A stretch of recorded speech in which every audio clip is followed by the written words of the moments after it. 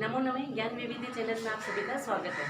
आज की कक्षा में हम पढ़ेंगे कक्षा 12 हिंदी साहित्य का अध्याय नंबर 11। अध्याय नंबर 11 कवि सुमित्रा नंदन पंत जी।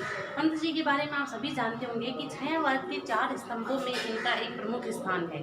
छायावाद के 4 स्तंभों में इनकी गिनती है वो की जाती है। अपने जो पाठ्य पुस्तक है सरयू, इसमें इनकी 2 कविताएं हैं वो संकलित है।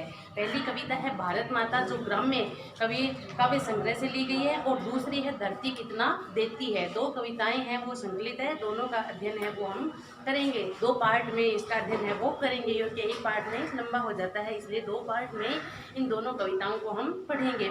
इससे पहले कविताओं का अध्ययन करने से पहले हम इनका जीवन परिचय है वो पढ़ते हैं। कवि सुमित्रा नंदन पंत जी का जीवन परिचय की बात हम करते हैं। कवि सुमित्रा नंदन पंत जी है, इनका जन्म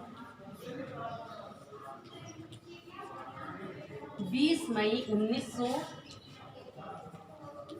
को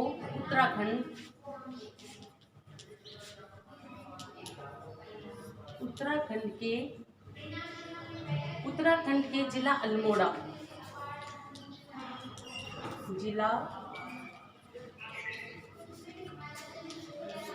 अल्मोड़ा के कोसानी गांव में हुआ था।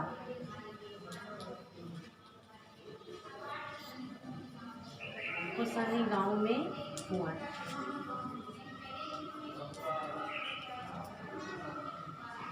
कवि पंत है, इनका जन्म 20 मई 1900 को उत्तराखंड के जिला अल्मोड़ा के कोसानी गांव में हुआ था। और ऐसा कहा जाता है, ऐसा लिखा हुआ है कि जन्म के 6 घंटे बाद ही इनकी माता का देहांत है वो हो गया था। इनका प्रारंभिक जो नाम था,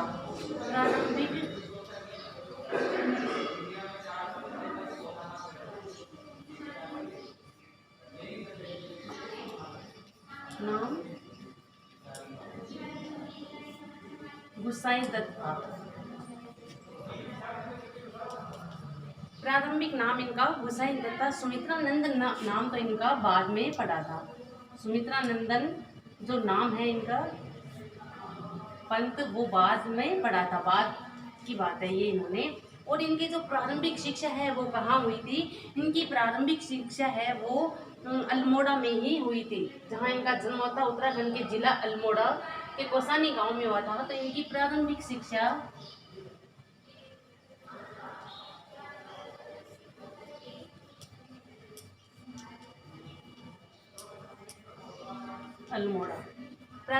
इनकी अल्मोड़ा में ही हुई थी।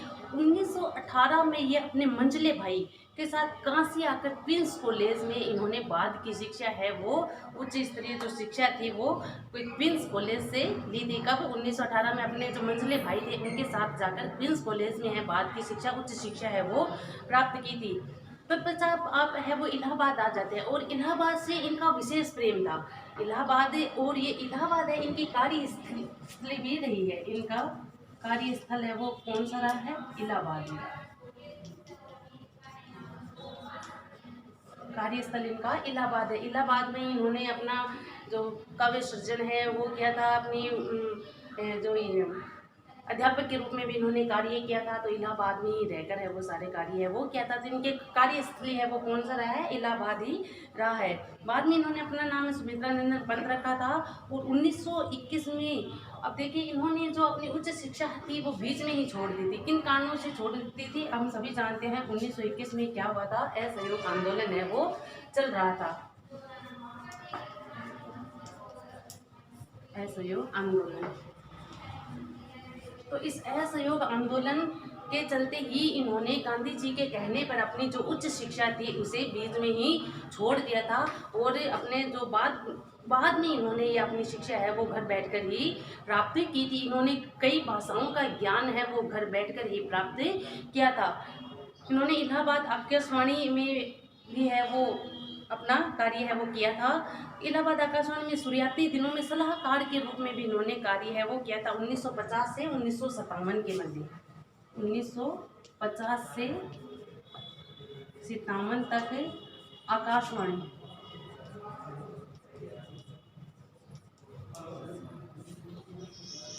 परामर्शदाता के रूप में इन्होंने कार्य किया था। 1950 से 57 तक आकाशवाणी में इन्होंने परामर्शदाता के रूप में कार्य है वो किया था। और इन्होंने देखिए विद्यालय तो छोड़ दिया था, लेकिन घर बैठकर इन्होंने है वो हिंदी, संस्कृत, अंग्रेजी और बंगला इन चारों भाषाओं पर है वो अपनी पकड़ है वो मजबूत की थी। चारों भाषाओं का ज्ञान इन्होंने, सम्यक ज्ञान है वो प्राप्त किया था।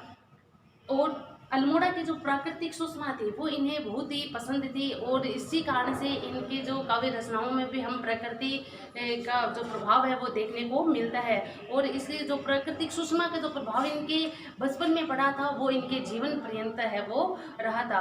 1958 में युगवाणी से वाणी काव्य संग्रह है वो प्रकाशित हुआ था इनका। 1958 में युगवाणी से वाणी जो चिदम्बरम नाम से प्रकाशित हुआ था, और जिस पर इनको पुरस्कार भी मिला था, भारतीय ज्ञानपीठ पुरस्कार है वो मिला था। देखिए ये कुशाग्र बुद्धि के थे, तो इन्होंने जब ये चौथी कक्षा में थे तभी से इन्होंने लेखन कार्य है वो शुरू कर दिया था। ये मात्र चौथी कक्षा में थे तभी पंत जी ने कविता है वो लिखनी शुरू कर दी थी। 1916 में लिखी इनकी गिरजे का घंटा शीर्षक कविता उनकी प्रथम कविता है वो मानी जाती है। 1916 में लिखी थी इन्होंने, 1916 में गिरजे का घंटा, ये इनकी प्रथम कविता है वो मानी जाती है। प्रथम कविता है वो मानी जाती है। कवि की रचना यात्रा को अगर बात की जाए तो इन्होंने बहुत सारी रचनाएं की है जिनको हम एक चरण में रहकर है जिनका अध्ययन नहीं कर सकते हैं। तो इनकी जो रचनाओं की बात की जाए तो उसे 4 चरणों में बांटा गया है, 4 भागों में है वो बांटा गया है। प्रथम चरण की जो रचनाएं इनकी आती है वो उच्छ्वास से लेकर गुंजन तक की कविताएं हैं।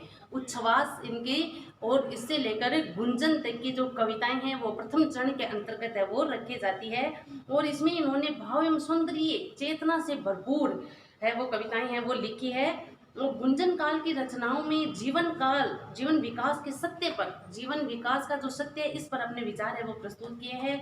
पंत का अटल विश्वास झलकता है। प्रमुख संग्रह है उच्छ्वास जो 1920 में, ग्रंथि 1920 में, वीणा 1927 में, पल्लव 1928 में, गुंजन है वो 1932 में इनकी रचनाएं हैं वो प्रकाशित हुई थी। द्वितीय चरण की अगर बात की जाए, देखिए प्रथम चरण में है इनकी उच्छ्वास से लेकर गुंजन तक की कविताएं हैं, इनको शामिल किया गया है। अर्थात अगर हम इनकी बात करें 1920 से लेकर 1932 तक, यानी कि इनका जो प्रथम चरण था रचनाओं का, प्रथम चरण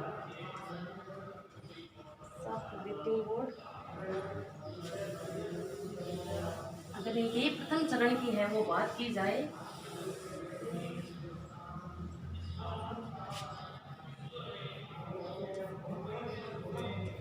जो कब से है 1920 से 32 तक, 1932 तक। और इसमें उच्छ्वास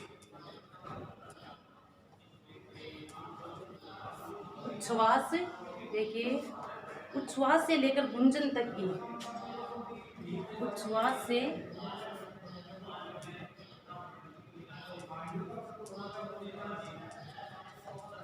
गुंजन तक की कविताएं हैं उनको शामिल किया गया। द्वितीय चरण की अगर बात करें तो इसमें कवि की कविताएं नवीन जीवन एवं युग परिवर्तन को लेकर लिखी गई। अब देखिए प्रथम जो चरण था 1920 से 1932 तक की, इसमें उच्छ्वास से लेकर गुंजन तक की काव्य रचनाओं को है वो शामिल किया गया है। और इसमें देखिए इन्होंने क्या लिखा है कि इन्होंने कविता 4 चरणों में बांटा है, और इसमें इनके जीवन विकास के सत्य पर इन्होंने बात की है। जीवन विकास के सत्य पर बात की है, सत्य पर इन्होंने ये लिखा है। जीवन विकास है वो किस तरह से होना है, इस तरह से इन्होंने। और भाव एवं सौंदर्य से भी भरपूर इनकी ये कविताएं उच्छ्वास से गुंजन तक है। दूसरा चरण जो आता है इसमें इनकी युगांत से लेकर और अपनी ग्राम्या है, इसी दौरान इन्होंने रुबाब नामक पत्रिका का संपादन भी किया था। द्वितीय चरण आता है, सेकंड जो चरण था जो अपना कब से है, सेकंड इनका चरण है वो आता है 1936 से लेकर 1940 तक।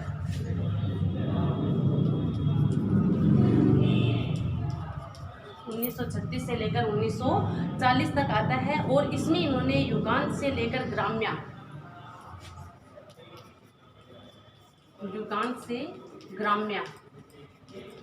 तक की रचनाओं को माना जाता है। युगांत है 1936 में, ग्राम्य 1940 में। और इसी दौरान, इसी काल के दौरान, इसी कालखंड के दौरान इन्होंने रूपाब मासिक पत्रिका थी, ये रूपाब थी मासिक पत्रिका, इसका संपादन कार्य भी किया था।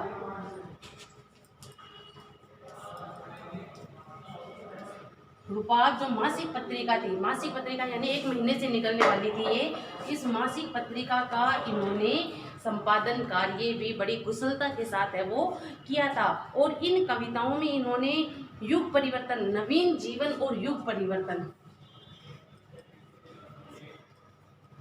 नवीन जीवन और युग परिवर्तन को लेकर इन्होंने लिखा था। और इन कविताओं में इन पर कार्ल मार्क्स का प्रभाव भी देखा जा सकता है। कार्ल मार्क्स का प्रभाव भी इन कविताओं पर देखा जा सकता है। तीसरा चरण आता है पंत जैसे भावुक मन। अब देखिए, कार्ल मार्क्स के बंधन में बंधकर इन्होंने इस दौरान 1936 से 1940 तक रचनाएं की, लेकिन कवि पंत थे जो स्वच्छंदतावादी थे, मुक्त छंद में अपनी रचनाएं लिखने वाली थी, तो किसी बंधन में बंधकर इनके लिए रचना करना है वो बड़ा ही कठिन कार्य था। और तीसरे चरण तक आते आते इन्होंने प्रगतिवाद और मार्क्सवाद की कठोर धारा के बंधन में ये बंधकर नहीं रहते हैं और स्वच्छंदता पूर्वक अपनी काव्य रचनाएं हैं वो करने लगते हैं। वे पुनः अपनी मूल धारा के काव्य से जुड़कर आते हैं। तृतीय चरण की रचनाओं में स्वर्ण किरण है, स्वर्ण धूलि है। तृतीय चरण, थर्ड चरण में इनके देखिए काल विभाजन तो नहीं पता, लेकिन इनकी जो रचनाएं हैं तृतीय काल की, इसमें स्वर्ण धूलि, स्वर्ण किरण, अतिमा, उत्तरा आदि कविताओं को है वो शामिल किया गया। चौथा चरण है वो कला और बूढ़ा चांद से लेकर लोकायतन। चौथा चरण है इनका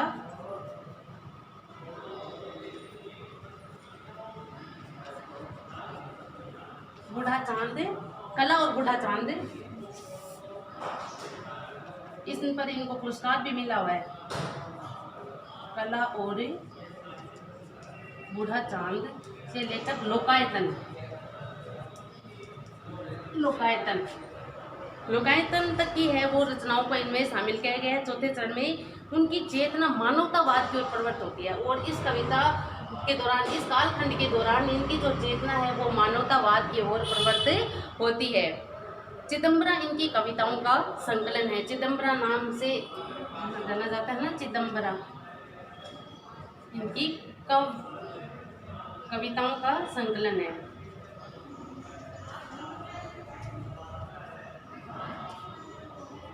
कविताओं का संकलन है चिदंबरा नाम से।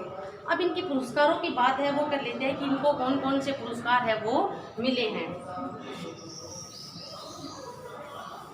आपको समझ में आ रहा होगा। देखिए, ये शॉर्ट ट्रिक में आपको बताया गया है, वो सारी रचनाएं हैं इसमें शामिल नहीं की गई है, क्योंकि सभी रचनाओं को याद करना और बहुत ही मुश्किल कार्य है, कठिन कार्य है। तो कम से कम इतना तो हो कि प्रथम चरण है वो 1920 से 32 तक होता है और इसमें कहाँ से कहाँ तक की रचनाओं को शामिल किया गया है।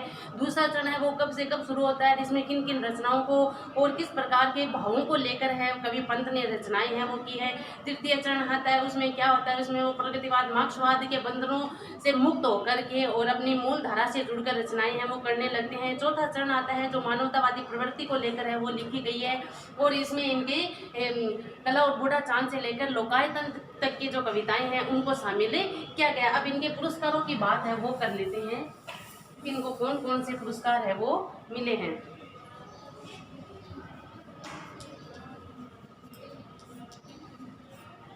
उन्नीस की बात हम करते हैं कि 1958 में प्रकाशित हुआ था इनका चिदंबरा काव्य संग्रह। चिदंबरा काव्य संग्रह इनका प्रकाशित हुआ था। देखिए, यहाँ 1958 में प्रकाशित हुआ था ये, और इस चिदंबरा पर इनको जो पुरस्कार मिला था वो कब मिला था, 10 वर्ष बाद 1968 में मिला था। 1968 में इनको भारतीय ज्ञानपीठ पुरस्कार है वो मिला था।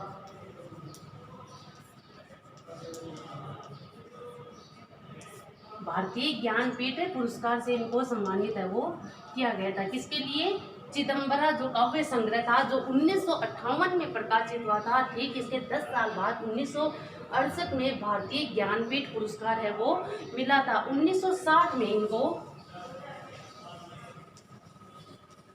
देखिए 1958 में चिदम्बरा काव्य संग्रह प्रकाशित हुआ है। ठीक इसके 2 साल बाद 1960 में कला और बूढ़ा चांद काव्य संग्रह के लिए साहित्य अकादमी, कला व बूढ़ा चांद, इस काव्य संग्रह के लिए इनको साहित्य अकादमी का पुरस्कार है वो मिला था। साहित्य अकादमी पुरस्कार है वो मिला था। इसके बाद 1961 में इन्हें पद्म भूषण की उपाधि से सम्मानित किया गया। 1961 में पद्म भूषण की उपाधि से भी सम्मानित है, इनको किया गया था। पद्म भूषण की उपाधि से सम्मानित किया गया। इसके बाद 1964 में विशाल महाकाव्य लोकायतन प्रकाशित हुआ था। 1964 में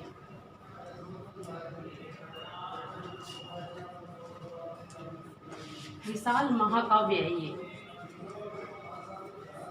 कौन सा? लोकायतन,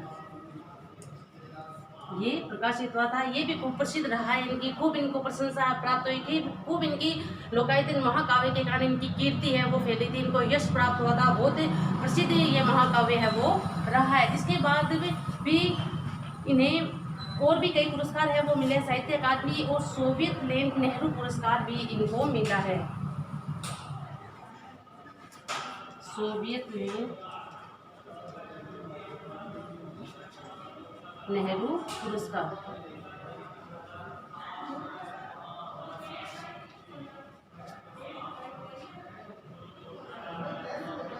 सोवियत लैंड नेहरू पुरस्कार भी इनको मिला है। पुरस्कार से भी इनको समझिए, इनके पुरस्कारों की बात की है, यानी कि 1958 से लेकर है 1968 तक इनको कई पुरस्कार है वो मिले। 1958 में चिदम्बरा काव्य संग्रह प्रकाशित हुआ था, जिसको 1968 में भारतीय ज्ञानपीठ पुरस्कार से नवाजा गया।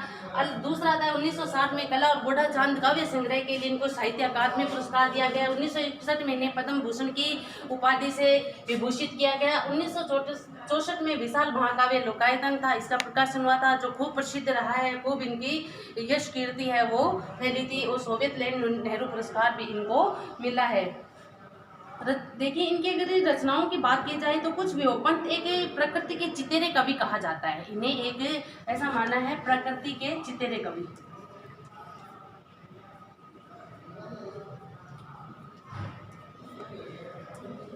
प्रकृति के चितेरे कवि के रूप में इनको जाना जाता है, चितेरे कवि, यानी कि प्रकृति सुषमा का प्रभाव इन पे, जो अल्मोड़ा की प्राकृतिक सुंदरता थी, बचपन से ही इन पर अल्मोड़ा की प्राकृतिक जो सुषमा थी उसका प्रभाव है वो पड़ा था, जो जीवन पर्यंत है इनके जीवन पर उसका प्रभाव है देखने को मिलता है। तो इन्होंने भारतीय जगत में बंदी बंधाई लीक से हटकर जो परंपराएं चल रही थी, जो लीक चल रही थी, उसके अनुसार ये कवि है वो अपनी रचनाएं करते आ रहे थे, लेखक है वो अपनी रचनाओं को लिखते आ रहे थे। तो उस लीक से पे चलना इन्होंने ठीक नहीं समझा, और इस लीक से हटकर है उन्होंने एक नई दिशा प्रदान की थी अपने लेखन को। पंत की कविताओं में बहुत सी विशेषताएं देखने को मिलते हैं, जैसे प्रकृति के चितेरे कवि थे, तो प्रकृति और सौंदर्य से अभिभूत कर देने वाले चित्र है इनकी रचनाओं में देखने को मिलते हैं। रचनाओं में सर्वप्रथम कला, उनके उपरांत विचार एवं अंत में भावों का स्थान रहता है। सर्वप्रथम इन्होंने कला, उसके बाद में उसके विचार, और अंत में उन्होंने भावों को स्थान है वो दिया है। शिल्प को अधिक महत्व भी दिया है। अलंकृत एवं चित्रमय भाषा का प्रयोग भी इन्होंने किया है। दूसरे चरण की कविताओं में प्रकृतिवादी प्रभाव है देखने को मिलता है। उनके काव्यों में विषय शैलीगत गतिशीलता भी विद्यमान रही है। भौतिकतावाद एवं अध्यात्मवाद के समन्वय का भी इन्होंने प्रयास है वो अपनी काव्य रचनाओं में किया है। रूपों एवं प्रतीकों का सुंदर प्रयोग इनकी रचनाओं में, इनके काव्य संग्रहों में देखने को मिलता है। पाठ परिचय की अगर हम बात करते हैं तो अपनी जो सरयू पुस्तक है इसमें 2 कविताओं का संकलन है वो किया गया है। पहली कविता है भारत माता। पहली कविता अपनी कौन सी है? इसे भारत माता, जो ग्राम्य काव्य संग्रह से ली गई है, संग्रह से ली गई है। ग्राम्य काव्य संग्रह से ली गई है। इस कविता में देखिए, ये कविता है वो स्वतंत्रता से पूर्व की कविता है।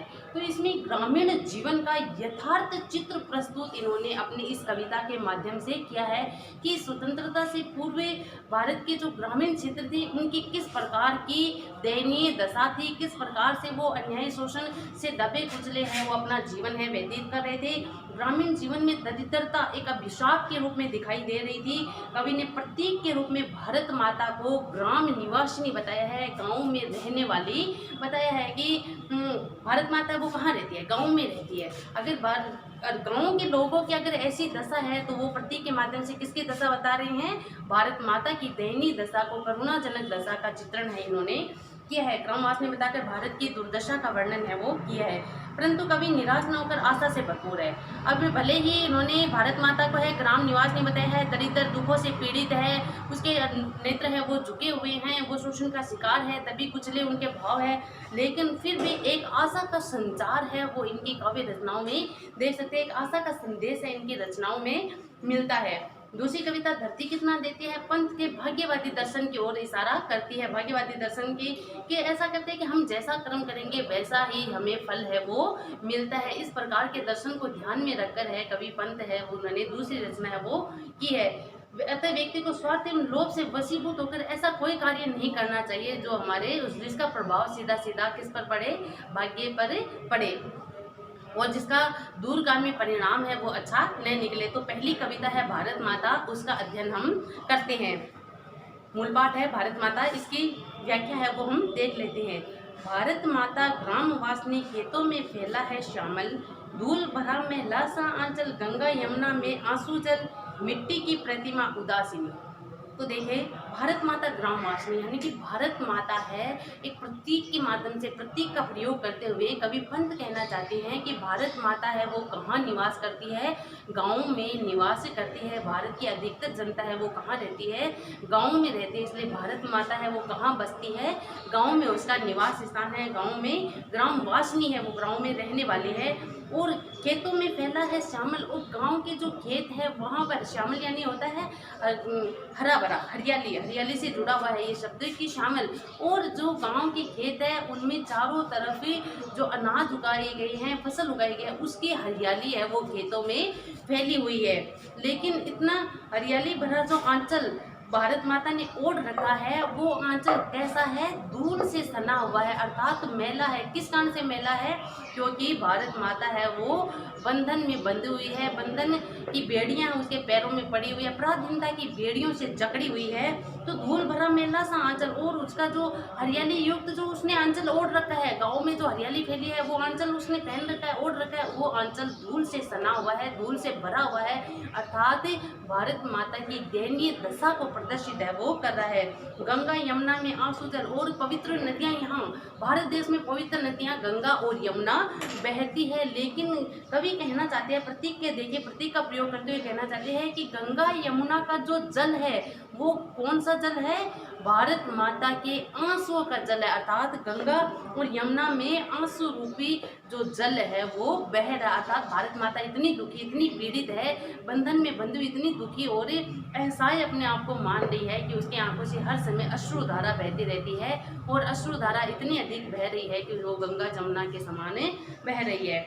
मिट्टी की प्रतिमा, और भारत माता है एक जागृत अवस्था में होते हुए भी एक मिट्टी की प्रतिमा बनी हुई है, अर्थात मिट्टी की प्रतिमा जो बोल नहीं सकती, चुप रहती है, मौन रहती है, जो विरोध नहीं कर सकती। इस प्रकार से भारत माता की दशा है वो हो गई है, वो बिल्कुल मिट्टी की प्रतिमा बनकर रह गई है, बिल्कुल उदास और हताश, निराशा से भरी हुई दिखाई दे रही है। अर्थात देखिए स्वतंत्रता से पूर्व गांव का जो यथार्थ चित्रण है वो कवि यहाँ करे। वास्तव में स्वतंत्रता से पूर्व है गाँव की ऐसी ही दशा थी, भूख से व्याकुल लोग थे, पीड़ित थे, दबे कुचले लोग थे, और ऐसी जो अब देखिए गाँव के लोगों की ऐसी दशा थी, तो ये सीधा सीधा किसकी दशा बता रही हैं, भारत माँ की दशा है वो बता रहे हैं। दैन्य जड़ित मतलब है कि दीनता के भाव से जकड़ी हुई, दीनता के भाव से जड़ित, अपलक यानी कि बिना पलक झुकाए, वे नत चितवन, और नत यानी होती है झुकी हुई, चितवन यानी होती है दृष्टि। तो कहते हैं कि अपलक यानी लगातार है वो भारत माता है वो दीनता के भाव से जड़ी हुई है, दैन्यता का भाव उनमें समाया हुआ है, उस भाव से निकलकर बाहर नहीं आ रही है। उनकी आंखें हमेशा झुकी रहती है, नत रहती है, उनकी दृष्टि है, चितवन है, वो झुकी रहती है, अर्थात वो आंख भी नहीं उठा सकती है। अधरों में चिर नीरव रोदन, रोदन यानी होता है अधर यानी होता है होठ, और होठों पर उसका चिर यानी कि लंबा रुदन है, लंबा रुदन है, वो चल रहा है, अर्थात वो चुप ही नहीं हो पा रही है कि अधरों में चिर नीरव रोदन, नीरव मतलब एकदम चुप शांत जो रोना होता है कि अंदर ही अंदर है वो रो रही है, उसके अधरों पर चिर रोदन है वो दिखाई दे रहा है। युग युग के तम से विषण मन, और युगों युगों से हम सभी जानते हैं कि भारतवर्ष है अपना विदेशियों के आक्रमण का केंद्र रहा है, अपना भारत देश सोने की चिड़िया कहलाता था, जगत गुरु कहलाता था। तो यही दो बातें थी जो विदेशियों को यहाँ आक्रमण करने के लिए आकर्षित करती थी। इसी कारण युगों युगों से इस पर अनेक आक्रमण है वो होते रहे हैं, अनेक आक्रांता यहाँ आते रही हैं। तो उससे युग युग के तम से यानी युग युग से जो अंधकार है वो बढ़ता जा रहा है, तम यानी अंधेरा है वो बढ़ता जा रहा है। इससे भारत माता का मन है विषण यानी दुखी, भारत माता का मन है वो बहुत ही दुखी है। अपने घर में प्रवासनी, और भारत माता अपने ही घर में रह के प्रवासनी मतलब दूसरी जगह पर रहने वाली के समान अपना जीवन यापन है वो करे। प्रवास जैसे प्रवास पे जाते हैं ना, विदेश जाते हैं, दूसरी जगह जाते हैं, तो प्रवासनी यानी दूसरी जगह पर रहने वाली। तो प्रवासनी कि भारत माता है उसकी दशा इतनी दयनीय, इतनी करुणाजनक है कि वो अपने घर में रहते हुए भी कैसी है, प्रवासनी के समान अपना जीवन यापन है वो कर रही है। 30 कोटि संतान नग्न तन, 30 कोटि यानी 30 करोड़ जो भारत माता की संतान है अर्थात भारत के निवासी हैं, वो कैसा जीवन जी रहे थे, नग्न तन, उनका तन ढकने के लिए उनके पास वस्त्र तक नहीं थे। संतान नग्न तन, अर्धक्षुधित यानी कि आधे भूखे, अर्धक्षुधित अर्ध यानी आधे, क्षुधित यानी होता है भूखे, आधे भूखे रहकर अपना जीवन यापन कर रहे थे। शोषित यानी कि शोषण का शिकार हुए थे वो, और निरस्त्र जन, निरस्त्र मतलब उनके पास कोई अस्त्र शस्त्र नहीं है कि वो अपनी रक्षा है वो कर सके। तो इस प्रकार की बहुत ही दयनीय दशा थी उस समय भारत के लोगों की, भारतवासियों की। मूड, और इन्हें क्या माना जाता था, अज्ञानी माना जाता था, मूड माना जाता था, अज्ञानी माना जाता था, असभ्य कहकर है वो पुकारा जाता था। अशिक्षित अनपढ़ थे और निर्धन, और आर्थिक स्थिति भी इनकी अत्यधिक कमजोर थी। इस कारण से वो कभी विरोध ही नहीं कर पाते थे, अपने जो आक्रांता थे उनका विरोध है वो प्रकट नहीं कर पाते थे।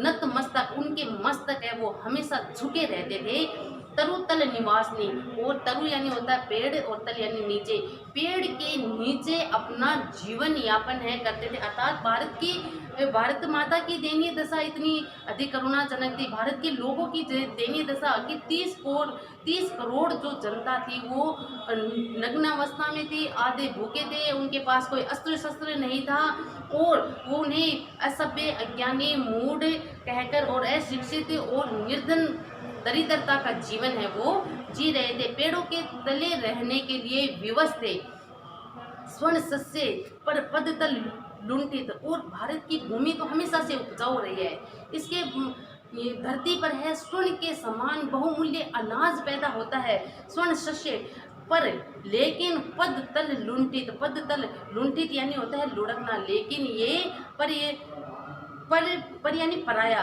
पर पद तल यानी दूसरों के पैरों के नीचे लुढ़कते हुए इनका जीवन था। यहाँ की धरती है वो सोना पैदा करती थी, अनाज के रूप में स्वर्ण पैदा होता था यहाँ, तो यहाँ की दरिद्रता है वो खत्म हो सकती थी। यहाँ के लोग दरिद्र थे ही नहीं, लेकिन स्वर्ण पैदा करके भी यहाँ लोग हैं वो ऐसा असहाय का जीवन है वो जी रहे थे। किस कारण से जी रहे थे, क्योंकि वो पद तले लुंठित यानी कि दूसरों के पैरों के तले कुचले जाते थे, दूसरों के पैरों के तले लुढ़के हुए रहते थे। धरती सा सहिष्णु मन कुंठित, उनका भारतवासियों का मन है वो हमेशा सहिष्णुता के भावों से भरा रहता है। धरती के समान जिनका क्षमा दया के भाव है हमेशा भरे रहते हैं, ऐसा मन था वो इस समय क्या था, कुंठा का शिकार हो गया था, कुंठित हो गया था, निराश हो गया था, हताश हो गया था।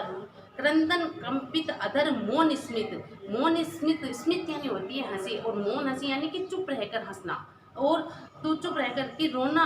क्रंदन कंपित यानी कि उनका रोना, क्रंदन यानी होता है रोना है वो कंपायमान कर देने वाला था। इतनी दयनीय दशा में जब भारत की जनता है, भारतवासी है वो क्रंदन करते थे, रोते थे, तो उनका रोना इतना करुणाजनक होता था कि हृदयों को कंपित कर देता था, हृदयों को कंपायमान करने वाला था। और अदर मौन स्मित, और उनके होठों पर एक मौन हंसी है वो होती थी, यानी कि हंसने पर भी पाबंदी थी।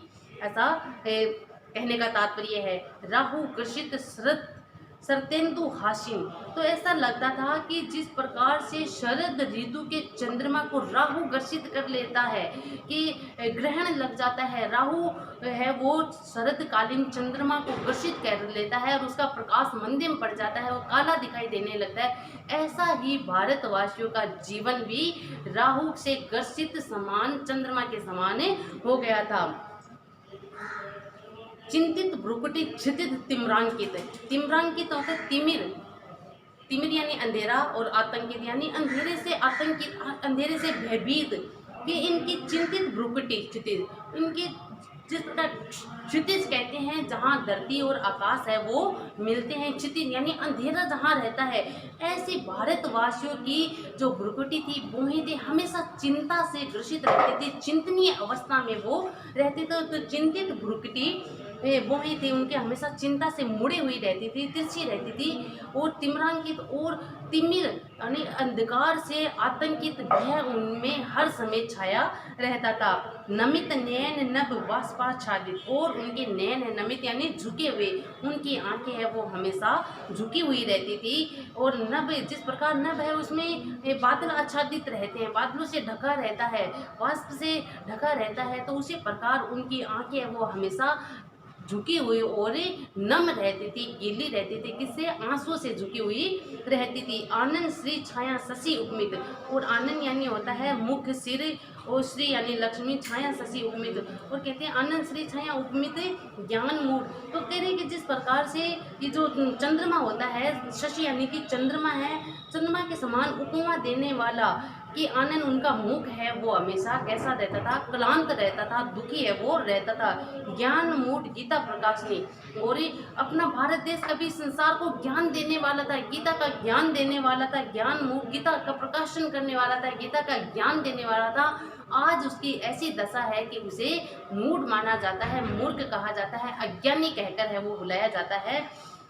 सफल आज उसका तप संयम, लेकिन फिर भी कवि कहना चाहते हैं, कवि पंत जी है वो कहते हैं कि इतना सब दुर्दशा होने पर भी, इतनी दयनीय अवस्था होने पर भी, दयनीय दशा से अपना जीवन बिताने पर भी भारत माता है उसने, या भारत के निवासी उन्होंने अपना संयम है वो कभी नहीं छोड़ा, अपने संयम को पकड़ कर चले हैं कि सफल आज। और आज हम देखते हैं कि उन्होंने जो धैर्य धारण किया था, जो संयम उस समय रखा था, उसका सुपरिणाम, सुफल है वो आज हमें मिलता है, सुफल है वो आज हमें देखने को मिलता है। पिला अहिंसा, और आज भारत देश है जो संपूर्ण संसार को अहिंसा का दूध है वो पिला रही है, अमृत के समान। सुधोपम यानी कि अमृत, सुधा होता है ना, सुधा अमृत का पर्यायवाची, सुधोपम अमृत के समान, अमृत के समान स्तन्य होते हैं अपने स्तनों से, यानी कि भारत माता है वो अपने स्तनों से अमृतमय दूध, कौन सा दूध? अहिंसा रूपी दूध है वो संपूर्ण संसार को पिला रही है।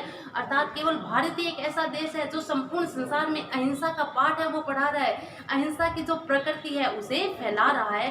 तो अहिंसा रूपी जो अमृतमय दूध है वो संपूर्ण संसार को पिलाने वाला कौन है? अपना भारत देश है। उसके संयम का ये फल मिला है, हरती जन्म मन भय बहुतम श्रम, और संसार के संपूर्ण जन मन के भय को हरण करने वाली है बहुतम श्रम, और संसार का तम अंधकार को हरकर और परिश्रम का पाठ पढ़ाने वाला अपना भारत देश है। जग जननी, और संपूर्ण संसार में, संपूर्ण संसार की जननी के रूप में आज भारत माता को है वो जाना जाता है। जितनी भी सभ्यताएं निकल कर आए, जितनी भी संस्कृतियां निकल के आए, जितनी भी भाषाएं निकल के आई है, सब अपने भारत देश से निकल कर आई है। तो भारत देश है, भारत माता है वो जग जननी के रूप में आज इसे जाना जाता है। जीवन विकास ने, और जीवन का विकास करने वाली है, जन्म देने वाली है, और जन्म देकर जीवन का विकास करने वाली भी कौन है? अपनी भारत माता है, भारत देश ही है। भारत माता ग्रामवासिनी, और ऐसी भारत माता है जो गांव में निवास करती है, जहाँ के गांव की जो भूमि है स्वर्ण के समान अनाज पैदा करती है, स्वर्ण पैदा करती है, सोना उगलती है, ऐसी धरती पर रहने वाली है अपनी भारत माता। आज की कक्षा में हमें इस एक कविता का ही पाठ है, वो व्याख्याएं हैं वो देखेंगे। जो दूसरी अपनी कविता है धरती कितना देखती है, इसका अध्ययन है वो हम कल की कक्षा में करेंगे, और साथ में प्रश्नोत्तर है वो हम कल की कक्षा में करेंगे। तब तक के लिए धन्यवाद। शुभ दिन, नमस्ते।